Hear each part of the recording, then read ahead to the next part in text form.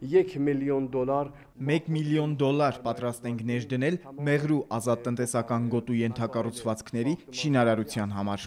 Սյունիքում ազատ բիզնեսին հայ եւ իրանցի գործարարները վաղուց էին սպասում։ Հայկական բիզնեսին ծանոթ իրանցի գործարարը 1 տասնյակ հայկական ընկերություններ է նշում, որոնց հետ իրանական կողմը պատրաստ է համագործակցել։ Մեղրու ազատ տնտեսական գոտու գաղափարը հետաքրքրել է նաեւ իրանական Արաս տնտեսական գոտու տնօրինությանը։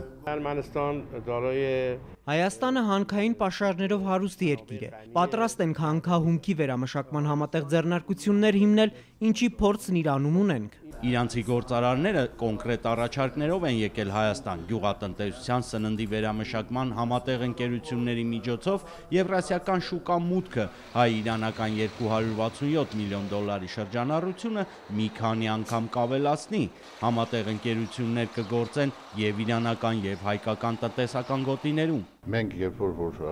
մեր ենք մուծելու իրանական շուկա, դա ավելի ձեռնտու է այնտեղ հիմնվի, իսկ նաև հակառակը իրենք են հիմնելու մեզ մոտ, որպեսզի կարողանան մտնել եվրասիական շուկա։ Կողմերը վստահ են, ազատ տնտեսական գոտին եւս մեկ բացվող դուռ է եւ ոչ միայն երկու երկրների միջև։ Վահե Կոստանդյան, Հակոբ Սարգսյան, օրակարգ։